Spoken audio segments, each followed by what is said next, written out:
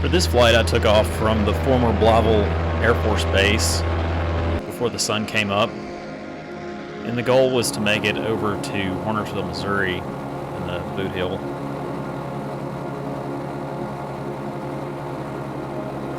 Another beautiful sunrise. Everything that you see down there actually used to be a swamp, one of the largest swamps in the inland of the United States. Back in 1850, they came in and took out all of the cypress trees that were there. Some of them were 23 feet across. And they built 1,000 miles of canals and levees to drain the entire southeast Missouri Boot Hill area. And what was left over was some incredibly rich soil that is used to farm cotton, watermelons, and soybeans on the west side. And on the east side of the canals, they grow rice.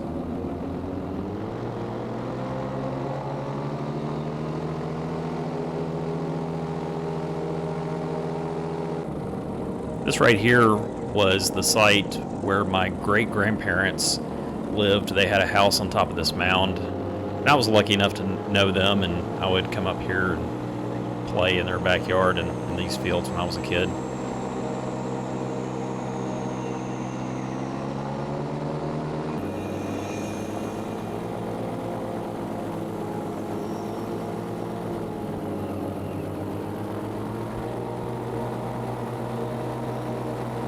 The white car that you see below me there in this video is my parents. They came along because my dad grew up here when he was little.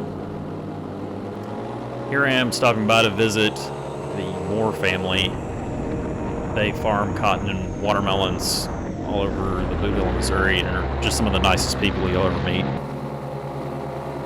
Here I am leaving Hornersville, headed back towards Arkansas. Again, you can see these ditches. This is where the network of canals all come together.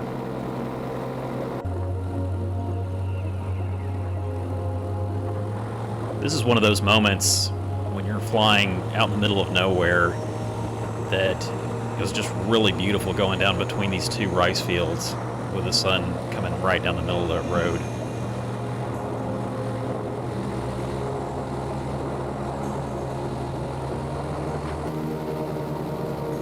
Right here is kind of interesting. This is Highway 61, and there's a concrete arch that was built back in 1924 that's still there. Most of these have been removed, but this used to be the north-south corridor from St. Louis to Memphis before they built Interstate 55. Right below me, it doesn't look like much, but if I was here 40 years ago, I probably would have been a shot out of the sky, because this was one of the most secure places in America. Right below me, they actually stored nuclear weapons during the Cold War.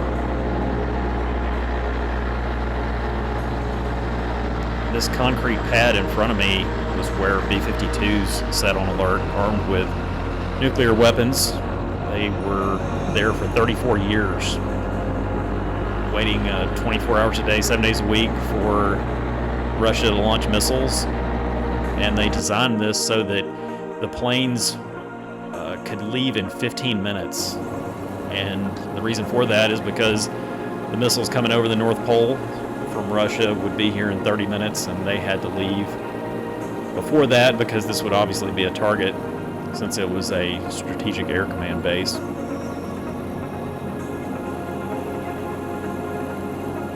Up ahead on the right, you'll see the building where the Air Force personnel would wait, and they were positioned there right next to their jets so they could run out and hop in them.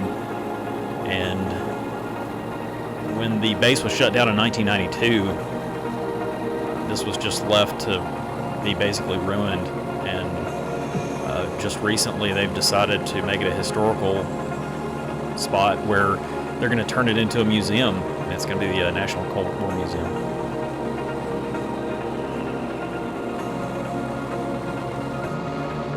Back during the Cold War, they would spare no expense to stay ahead of the Russians, and in doing so, they built this runway 300 feet wide so that they could have two B-52s on the runway at the same time, side by side, ready to launch, and there would be one going into the air every 10 seconds when they did their training exercises. Something worth checking out on YouTube, because when these B-52s took off, it absolutely blackened the sky. Really impressive to see.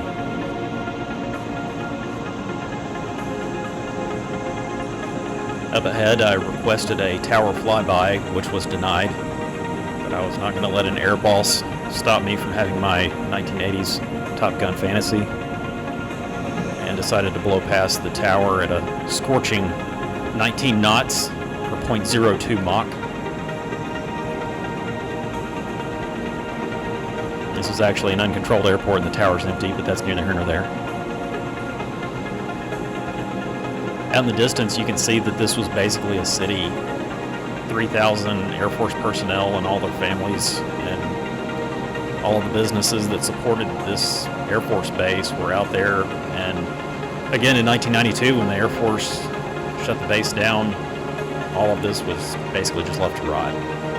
There were theaters, stores, hospitals, everything out there.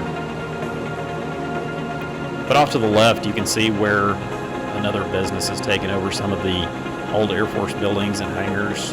They do heavy maintenance and work on airplanes. And it's also become a boneyard. Since COVID, a lot of planes have been brought here to be scrapped.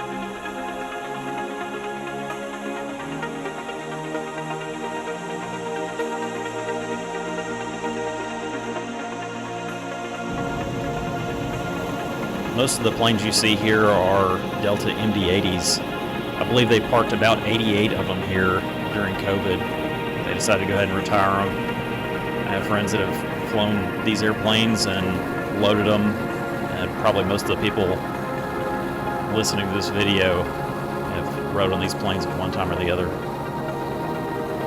Being in the aviation industry and being around planes my whole life, seeing if they have a scratch on them, it's a bad deal. But to see them cut up like this is pretty dramatic.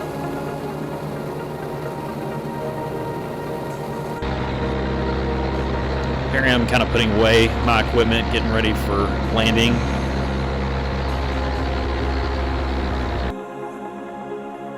Coming up here to check my windsock just to make sure I'm going straight into the wind before I turn around.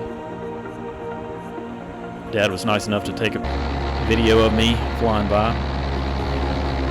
A lot of times I see people when I'm flying, and you kind of have to do a vibe check to see if you're being annoying or if they're really excited. These guys were definitely in the latter category.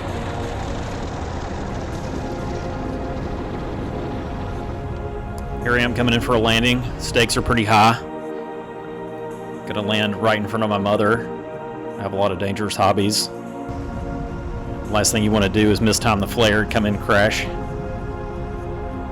But luckily, it turned out perfect. This flight took 2 hours and covered 50 miles, and I only burned 1.5 gallons of gas. So I would say this hobby has a fantastic return on investment.